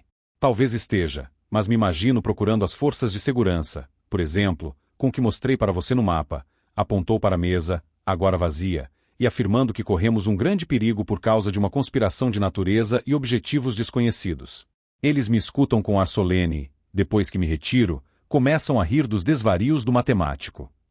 Naturalmente, não movem um músculo. Nesse caso, o que vamos fazer? Insistiu Reich. É você que vai fazer, Reich. Preciso de mais provas e quero que você as descubra para mim. Mandaria sua mãe, mas ela se recusa a sair de perto de mim. Eu mesmo não posso deixar o palácio tão cedo. Depois de mim mesmo e de Dors, você é a pessoa em quem mais confio. Pensando melhor, confio mais em você do que em nós dois. Você é jovem, é forte, sabe lutar trunca melhor do que eu e é muito inteligente. Quero que uma coisa fique bem clara. Não estou lhe pedindo para pôr a vida em risco. Nada de heroísmos. Sua mãe jamais me perdoaria se acontecesse alguma coisa com você. Descubra o que puder, e só. Talvez fique sabendo que Namarti está vivo e conspirando contra nós. Talvez descubra que ele morreu há muito tempo. Talvez fique sabendo que os joranumitas ainda são um grupo ativo. Talvez descubra que eles já se dispersaram. Talvez fique sabendo que os governantes de Uai pretendem derrubar o imperador. Talvez descubra que não há razão para duvidar da sua lealdade.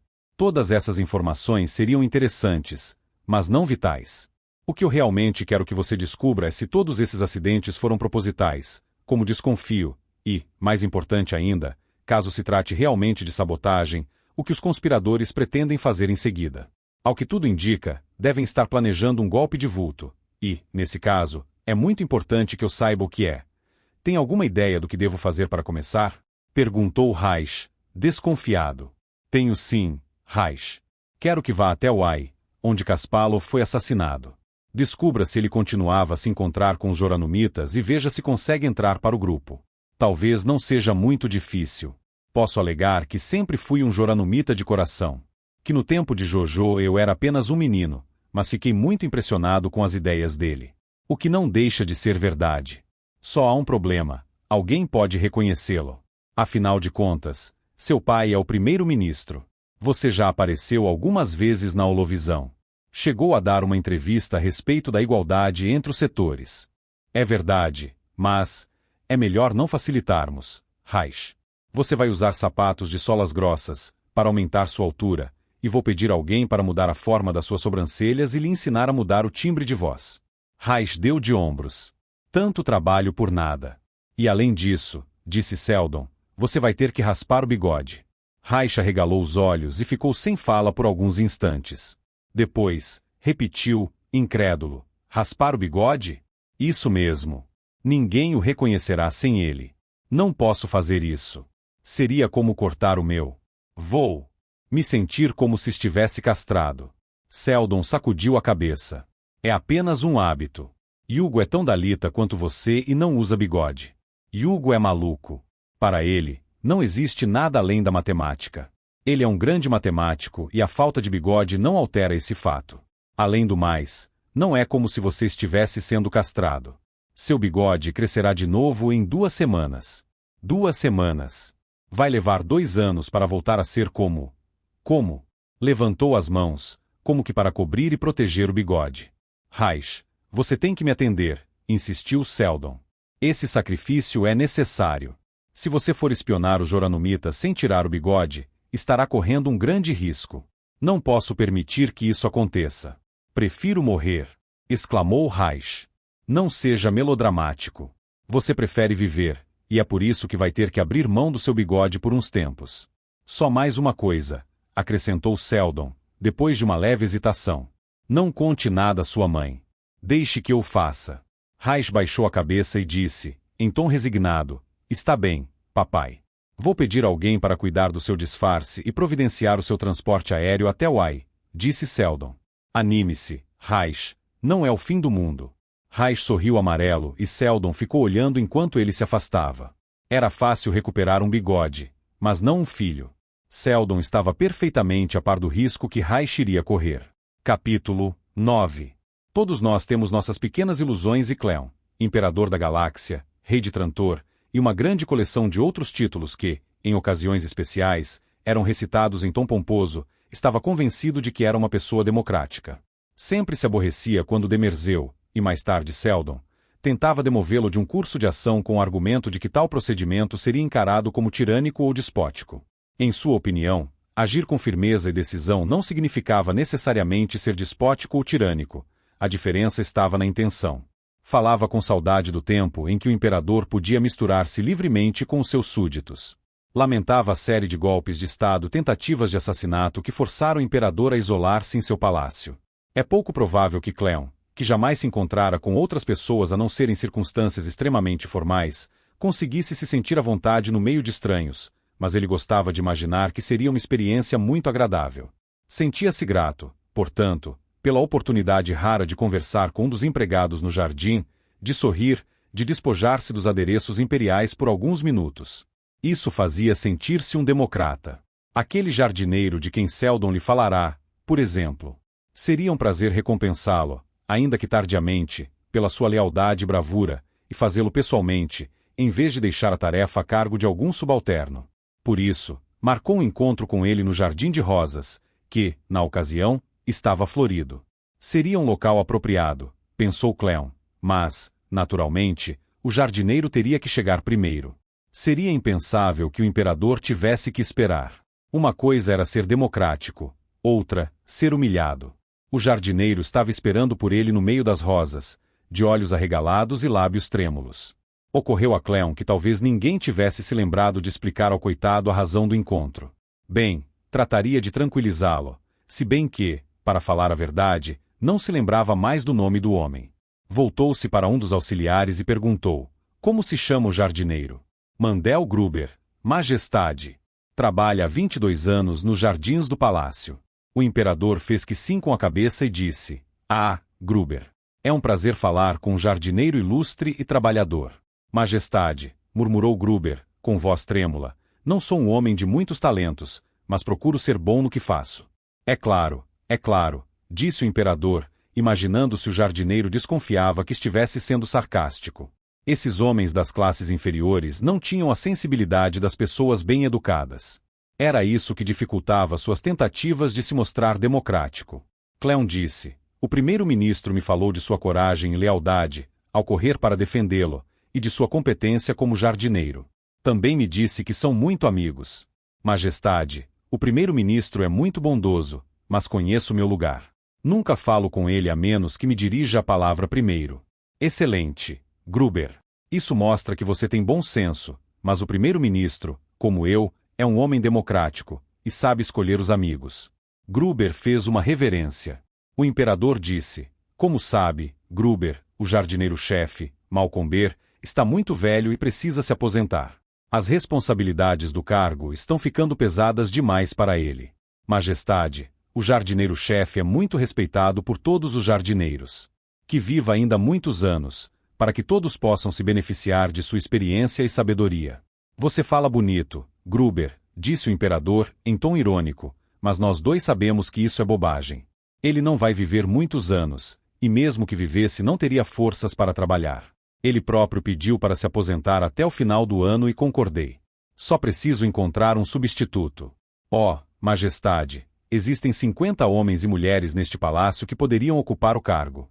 Acredito, mas acontece que escolhi você, declarou Cleon, com um sorriso magnânimo. Era esse o momento que estava esperando.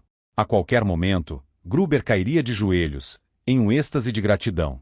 Quando isso não aconteceu, o imperador franziu a testa. Majestade, não mereço essa honra, afirmou Gruber. Bobagem, disse Cleon, aborrecido porque a sua escolha estava sendo questionada. Já é mais do que tempo que suas qualidades sejam reconhecidas. Não precisará mais ficar sujeito às intempéries. Ocupará os aposentos do jardineiro-chefe, que mandei redecorar para você, e poderá trazer a família. Você tem família, não tem, Gruber? Tenho, Majestade. Mulher, 2 filhas e um genro. Excelente. Sua vida vai melhorar, Gruber. Estará em um lugar confortável e protegido dos caprichos do tempo, como qualquer trantoriano que se preza. Vossa Majestade talvez não saiba que nasci em Anacreon. Sei, sim, Gruber. Todos os planetas são iguais aos olhos do imperador. Está resolvido. Você vai ter o que merece. Despediu-se do jardineiro com um aceno de cabeça e foi embora. Cleon estava satisfeito com sua última demonstração de benevolência. É claro que o homem podia ter demonstrado um pouco mais de gratidão, podia ter valorizado um pouco mais o seu gesto, mas pelo menos estava feito. Era muito mais fácil fazer a felicidade de um jardineiro do que resolver o problema das falhas nos serviços públicos. Em um momento de irritação, Cleon declarara que sempre que um acidente pudesse ser atribuído à falha humana, o responsável deveria ser executado. Depois de algumas execuções, tudo vai voltar ao normal. Você vai ver, dissera Seldon. Infelizmente, Majestade, essa medida teria efeitos indesejáveis, argumentara Seldon. Os funcionários provavelmente entrariam em greve. Se tentasse fazê-los voltar ao trabalho, haveria uma insurreição, e se tentasse substituí-los por soldados, descobriria que eles não sabem operar direito as máquinas, de modo que a frequência das falhas aumentaria, em vez de diminuir. Era por essas e outras que Cleon achava mais agradável a tarefa de escolher o novo jardineiro-chefe. Quanto a Gruber, ficará simplesmente arrasado. Perderia as delícias do ar livre para ficar confinado entre 4 paredes. Quem, porém, se atreveria a contestar uma ordem do imperador? Capítulo 10. Reich olhou-se no espelho do quarto de hotel, em Wye, e não gostou do que viu. Estava sem bigode, as costeletas tinham sido aparadas, o cabelo estava cortado rente. Parecia que tinha sido tosquiado. Pior que isso. Em consequência das mudanças, ficará com cara de bebê. Era muito desagradável. Além disso, não tinha feito nenhum progresso. Seldon lhe fornecera o relatório da polícia a respeito da morte de Kaspal Kaspalov. Não dizia muita coisa, apenas que Kaspalov tinha sido assassinado e a polícia local não conseguirá descobrir o criminoso. O relatório deixava evidente que a polícia não atribuía grande importância à investigação. Não era de surpreender. No último século, a criminalidade aumentara acentuadamente em muitos planetas, especialmente na capital, sem que a polícia pudesse fazer muita coisa. Na verdade, o número de policiais diminuíra consideravelmente e eles estavam se tornando cada vez mais corruptos, embora isso fosse difícil de provar. Com o salário se recusando a acompanhar o custo de vida, era inevitável que acontecesse. Era preciso pagar bem para que os funcionários públicos se conservassem honestos. Se o governo não fizesse isso, eles arranjariam outras formas de se compensar pelos salários inadequados. Seldon vinha tentando praticar essa doutrina há vários anos, mas era inútil.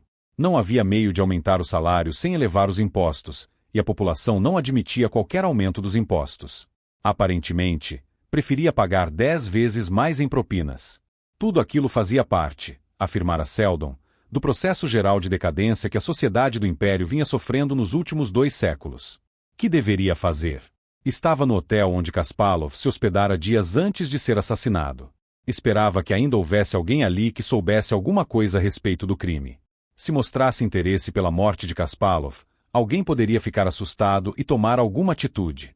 Era perigoso, mas talvez fosse a única forma de conseguir alguma coisa. Bem, Reich olhou para o relógio. Estava quase na hora do jantar. Os hóspedes deviam estar tomando aperitivos no bar do hotel. Era melhor juntar-se a eles e ver o que acontecia. Capítulo 11. Sob certos aspectos, Wai era um setor austero. Na verdade, isso se podia dizer de todos os setores, embora a rigidez de um setor fosse completamente diferente da rigidez de outro. Ali, as bebidas não eram alcoólicas, mas projetadas sinteticamente para estimular o organismo de outras formas. Reich não apreciava o gosto dos coquetéis de Wai, mas isso lhe dava mais tempo para bebericar o seu drink enquanto observava o que se passava em torno. Seu olhar se deteve em uma jovem que estava a algumas mesas de distância. Era muito bonita, e deixava claro que Wai não era um setor austero sob todos os aspectos.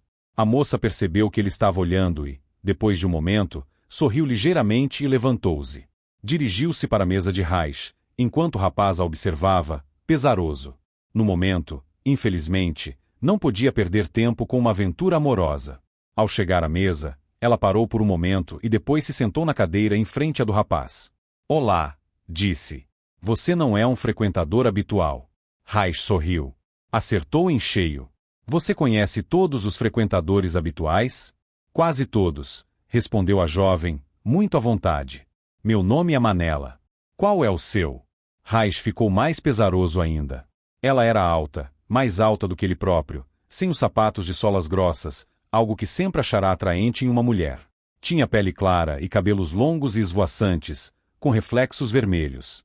As roupas que usava eram razoavelmente discretas e poderia, com algum esforço, passar por uma mulher respeitável da classe média.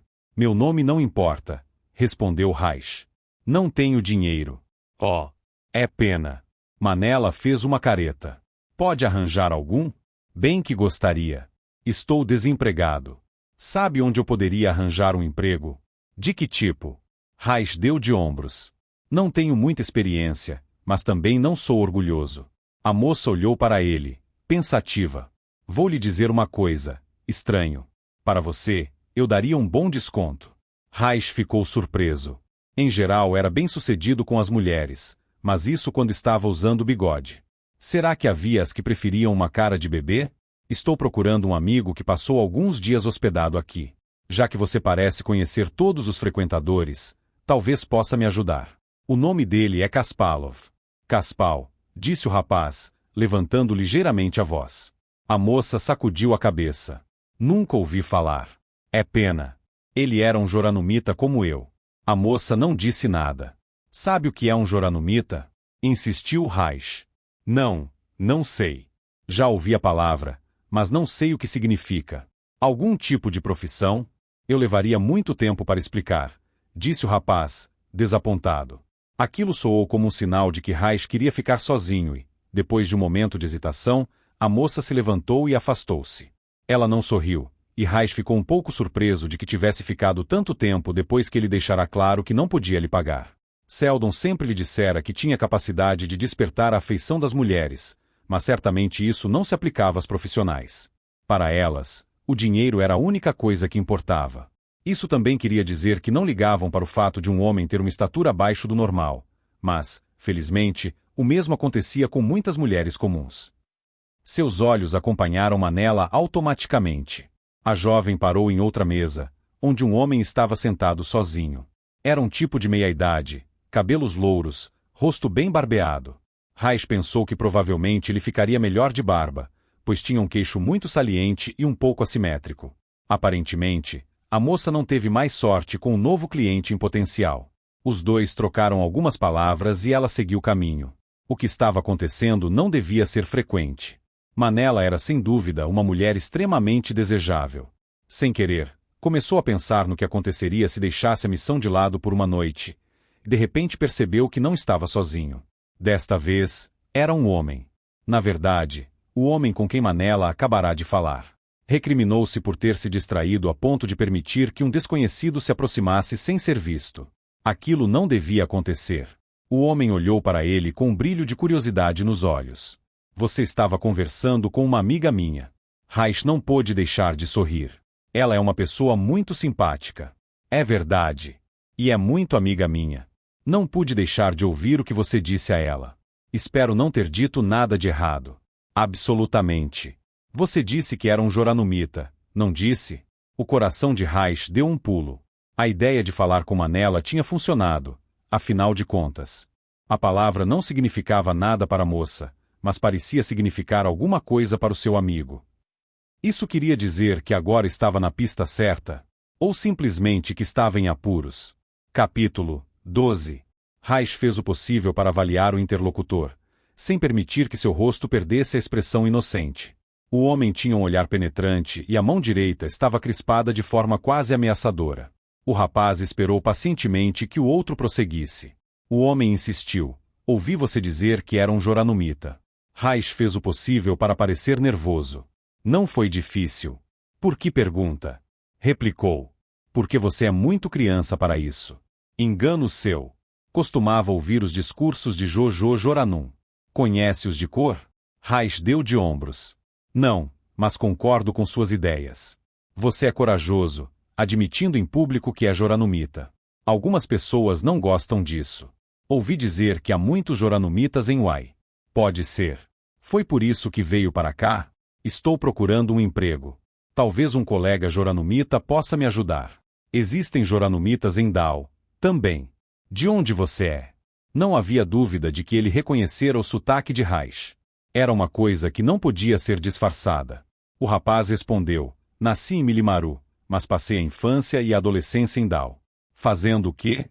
Não muita coisa. Estudei um pouco. E por que é joranumita? Raiz ficou irritado. Ele não podia ter morado em um setor decrépito e discriminado como Dao sem ter razões óbvias para ser joranumita. Ele respondeu, porque acho que o povo deveria participar mais do governo e que deveria haver mais igualdade entre os setores e planetas. Não é o que pensam todas as pessoas de bom senso. Acha que o império deve ser abolido? Raiz parou para pensar. Muita gente falava contra o governo, mas pregar a queda do imperador era considerado tabu. Não foi o que eu disse, protestou. Acredito no imperador, mas acho que governar o império é uma tarefa grande demais para um único homem. O império não é governado por um único homem. Você se esquece da burocracia imperial. Que acha de Ariseldon, o primeiro-ministro? Não acho nada. Não sei muita coisa a respeito dele. Tudo o que sabe é que o povo deveria ter maior participação no governo, não é mesmo? Raiz procurou parecer confuso. É o que Jojo Joranum costumava dizer. Não sei o nome que você daria a isso. Uma vez, ouvi alguém chamar de democracia, mas não sei se está certo. Democracia é um sistema de governo que existe em alguns planetas. Não sei se a vida nesses planetas é melhor do que nos outros. Quer dizer que você é um democrata? Sinto-me mais como um joranumita, respondeu Raiz. Naturalmente, se você é um dalita, só morei lá por uns tempos. Você tende a lutar pela igualdade e coisas parecidas. Como os dalitas são um povo oprimido, eles naturalmente combatem as injustiças. Existem muitos joranumitas em Uai. Eles não são oprimidos. Aqui, o motivo é outro. Os antigos governantes de Uai sempre quiseram ser imperadores. Você sabia? Raish sacudiu a cabeça. Faz 18 anos, a prefeita Rachelle quase conseguiu derrubar o imperador, afirmou o homem. Os Vainos não são joranumitas autênticos, o que querem é a cabeça de Cleon. Não tenho nada com isso, disse Raish. Não sou contra o imperador. Mas é a favor da representação popular, não é? Acha que uma assembleia eleita pelo povo poderia governar o Império Galáctico sem se perder nos meandros da política partidária? Sem sofrer um processo de paralisia? Não estou entendendo. Acha que um grupo muito grande de pessoas poderia chegar rapidamente a uma decisão em caso de emergência? Ou eles se limitariam a ficar discutindo interminavelmente a situação? Não sei, mas não parece correto que um pequeno grupo decida o destino de todos os planetas. Está disposto a lutar pelas suas convicções? Ou prefere apenas falar sobre elas? Ninguém ainda me pediu para lutar, afirmou Raish. Suponha que alguém o fizesse. Lutaria por elas, se achasse que iria adiantar alguma coisa. É um rapaz corajoso. Quer dizer que veio ao AI para lutar pelas suas convicções. Não, protestou Raish, nervoso. Não é verdade. Vim para cá em busca de um emprego. Não é fácil arranjar trabalho nos dias de hoje. E não tenho dinheiro. A gente precisa de dinheiro para viver. Entendo. Como se chama? A pergunta foi feita bruscamente, mas Raish estava preparado. Planchet. Nome ou sobrenome? Não sei, é o único que tenho. Pelo que entendi, você não tem dinheiro e estudou muito pouco. Infelizmente, é verdade. E não tem nenhuma experiência de trabalho?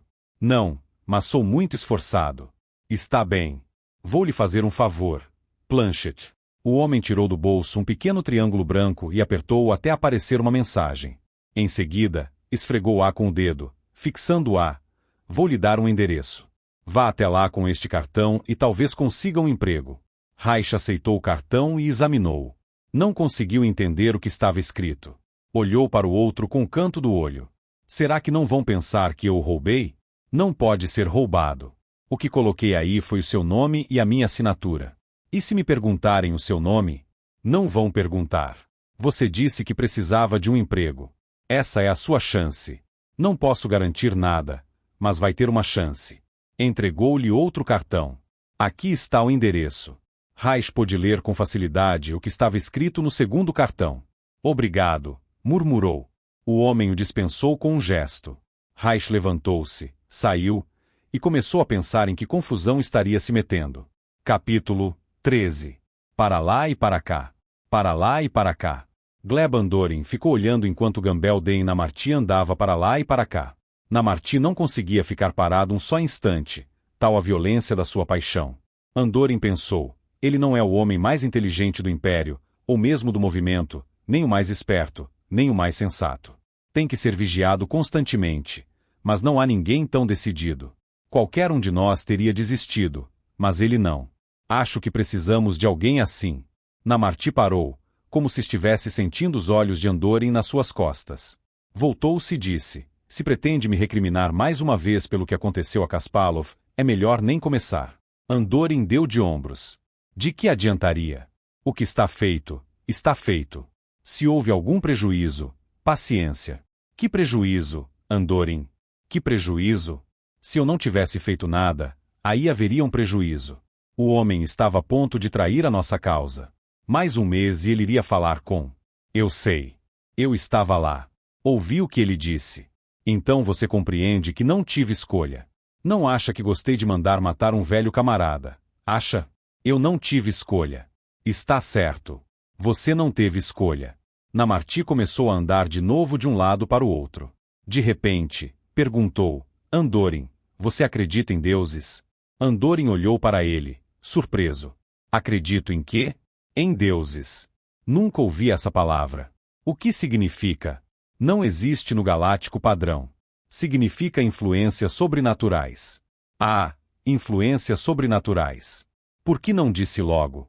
Não, não acredito nesse tipo de coisa. Por definição, algo é considerado sobrenatural quando não obedece às leis da natureza, e tudo que existe obedece às leis da natureza. Está se tornando místico? Perguntou Andorin, como se achasse que o outro estivesse brincando, mas seus olhos revelavam uma preocupação genuína. Namarti fuzilou com os olhos. Aqueles olhos eram capazes de intimidar qualquer um. Não seja idiota. Estive lendo a respeito. Trilhões de pessoas acreditam em influências sobrenaturais. Eu sei, concordou Andorin. Sempre foi assim. Não se conhece a origem da palavra deuses. Aparentemente, trata-se de um resíduo de uma língua primitiva, da qual só restou essa palavra. Sabe quantas diferentes crenças existem em diferentes tipos de deuses? Imagino que o número de crenças deve ser aproximadamente igual ao número de variedades de tolos na população da galáxia. Namarti ignorou a observação. Algumas pessoas acreditam que a palavra tenha aparecido no tempo em que toda a humanidade vivia em um único planeta. Isso não passa de uma lenda ridícula. É uma ideia tão absurda quanto a das influências sobrenaturais. A humanidade não teve um planeta de origem. Tem que ter tido, Andorin, afirmou Namarti, irritado. Os seres humanos não podem ter surgido em vários planetas. Afinal, somos uma única espécie. Mesmo assim, na prática não existe nenhum planeta de origem. Ele não pode ser localizado, não pode ser definido, não pode ser discutido racionalmente e, portanto, não existe na prática. Esses deuses, disse Namarti, continuando sua linha de raciocínio, supostamente protegem a humanidade contra os perigos, ou pelo menos tomam conta da parte da humanidade que sabe como recorrer a eles. Na época em que existia apenas um planeta habitado, fazia sentido supor que os deuses estivessem particularmente interessados em cuidar desse mundo e de sua população. Eles se preocupariam com esse planeta como seu filho, ou seu irmão mais moço. Gostaria de vê-los cuidar de todo o império. E se pudessem? E se fossem infinitos? E se o Sol congelasse? De que adianta fazer hipóteses absurdas? Estou apenas especulando. Só isso. Nunca deu asas à mente. Você mantém seus pensamentos atrelados a uma coleira? Acho que é a maneira mais segura de viver. Que foi que a sua mente lhe disse depois de sair voando por aí? Chefe? Namarti olhou de cara feia para o outro, como se suspeitasse de um sarcasmo, mas Andorin encarou-o sem pestanejar. O que minha mente me disse, prosseguiu Namarti, foi o seguinte: se os deuses existem, devem estar do nosso lado. Excelente, se for verdade. O que o faz pensar assim? O que me faz pensar assim? Sem os deuses, seria apenas uma coincidência, suponho, mas uma coincidência muito conveniente para nós. De repente, Namarti bocejou e sentou-se. Parecia exausto. Ótimo, pensou Andorin. Talvez a imaginação febril do chefe estivesse dando lugar ao bom senso. A questão do colapso dos serviços públicos começou Namarti, falando mais baixo. Sabe, chefe, talvez Kasparov não estivesse totalmente errado, interrompeu Andorin.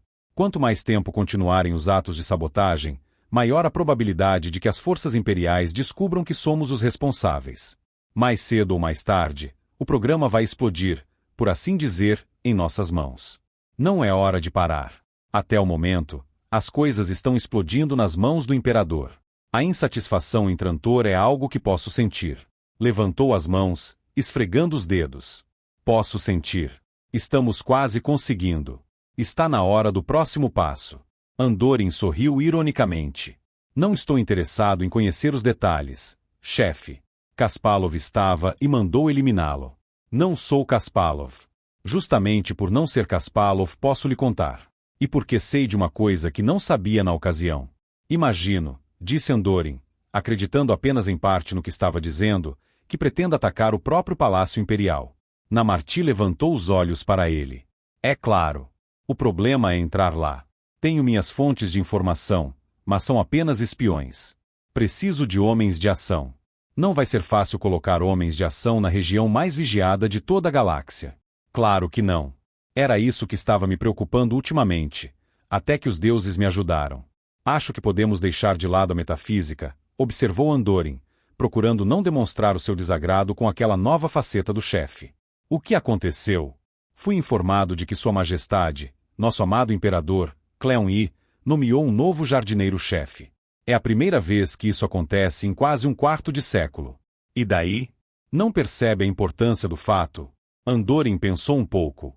Não sou um protegido dos seus deuses. Não sei aonde quer chegar. Se eles estão com um novo jardineiro-chefe, Andorin, vai acontecer o que sempre acontece quando muda a administração, o mesmo que aconteceria, guardadas as devidas proporções, se tivéssemos um novo primeiro-ministro ou um novo imperador. O novo jardineiro-chefe certamente não vai querer trabalhar com o pessoal antigo. Vai forçar os antigos funcionários a se aposentarem e começar a contratar centenas de novos jardineiros. É possível. Mais do que possível. É garantido. Foi exatamente o que aconteceu quando o antigo jardineiro-chefe foi nomeado, quando seu predecessor foi nomeado, e assim por diante. Centenas de desconhecidos dos planetas exteriores. Por que dos planetas exteriores? Use a cabeça, Andorin. O que é que os trantorianos entendem de jardinagem? Se passam a vida debaixo de uma cúpula, cuidando de plantas em vasos. O que é que eles entendem da vida ao ar livre? Ah! Agora estou entendendo. De modo que o palácio vai ser invadido por estrangeiros. Eles serão cuidadosamente investigados, suponho, mas o exame não será tão rigoroso como se fossem trantorianos. Isso quer dizer que poderemos introduzir alguns dos nossos, com identidades falsas. Mesmo que nem todos sejam contratados, uns poucos conseguirão entrar, uns poucos terão que entrar. Finalmente poderemos contar com agentes no palácio, apesar de toda a segurança que foi instalada depois que o atentado contra Seldon fracassou. Namarti pronunciou o nome Seldon como se fosse uma palavra obscena. É a nossa chance, afinal. Agora era Andorin que se sentia tonto, como se tivesse caído em um remoinho. Pensando melhor, chefe, essa história dos deuses deve ter algum fundamento, porque estava esperando para lhe contar uma coisa que se encaixa perfeitamente no seu plano. Namarti olhou para o outro, desconfiado, e depois olhou em torno, como se temesse que estivessem sendo espionados. Sua preocupação, porém, não tinha razão de ser. A sala ficava no meio de um complexo residencial e era bem protegida contra aparelhos de escuta. Ninguém podia escutá-los e ninguém, mesmo com instruções detalhadas, podia chegar onde estavam, sem passar por membros leais da organização. De que está falando? Perguntou Namarti. Encontrei o homem ideal para você. É muito jovem e muito inocente. Um sujeito simpático, do tipo em que você confia à primeira vista. Tem um rosto franco, um olhar expressivo, viveu em Dal, defende a igualdade entre os setores, acha que Joranum é a melhor coisa que apareceu desde os doces de micogem, e tenho certeza de que será fácil convencê-lo a fazer qualquer coisa para a causa. Você acha? Repetiu Namarti, em tom desconfiado. Ele é um dos nossos. Não exatamente. O rapaz sabe que Joranum era a favor da igualdade entre os setores. Era essa sua bandeira. Certo. É a nossa. Também. Mas o rapaz acredita nela. Quer que o povo participe do governo. Chegou a falar em democracia. Namarti fez um muxoxo. Nos últimos 20.000 anos, nenhum governo democrático conseguiu se manter por muito tempo no poder. É verdade, mas isso não vem ao caso. Eu lhe digo, chefe, no momento em que vi aquele rapaz, tive certeza de que poderíamos usá-lo para alguma coisa, mas não sabia exatamente o que. Agora sei. Podemos infiltrá-lo no Palácio Imperial, como jardineiro. De que forma? Ele entende de jardinagem? Não, acho que não. Ele me disse que não tinha nenhuma qualificação. No momento, está operando um guindaste, mas nunca tinha feito isso antes. Mesmo assim, se pudermos apresentá-lo como ajudante de jardineiro, com um par de tesouras na mão, será o suficiente. O suficiente para quê? Para introduzirmos no palácio alguém capaz de se aproximar da pessoa que quisermos sem despertar suspeitas. Estou lhe dizendo que o rapaz tem um ar de honestidade, de franqueza, que inspira confiança em qualquer um. E ele fará o que lhe pedirmos. Sem pestanejar. Como encontrou essa pessoa? Na verdade, não fui eu. Foi Manela. Quem? Manela. Manela do Banqua. Oh. Aquela sua amiga. Namarti fez uma careta de desaprovação. Ela é amiga de muita gente, afirmou Andorin, em tom condescendente. Essa é uma das coisas que a tornam útil para a organização. É capaz de avaliar um homem rapidamente. Conversou com o sujeito. O nome dele é Planchet, porque ele lhe chamou a atenção, e posso lhe assegurar que não é qualquer um que chama a atenção de Manela.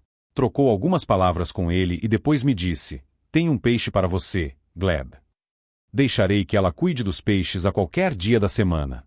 O que você acha que esse seu maravilhoso agente vai fazer quando conseguir se infiltrar no palácio, Andorin? Perguntou Namarti, em tom irônico. Andorin respirou fundo. O que vai fazer? Ora, se fizermos as coisas direito, até mesmo nos livrar para sempre no nosso amado imperador, Cleon e Namarti ficou vermelho de raiva. O quê? Está maluco? Qual a vantagem de assassinarmos Cleon? Ele é indispensável para nós. É a fachada atrás da qual poderemos controlar o império. É o nosso passaporte para a legitimidade. Onde está o seu juízo? Precisamos dele como testa de ferro.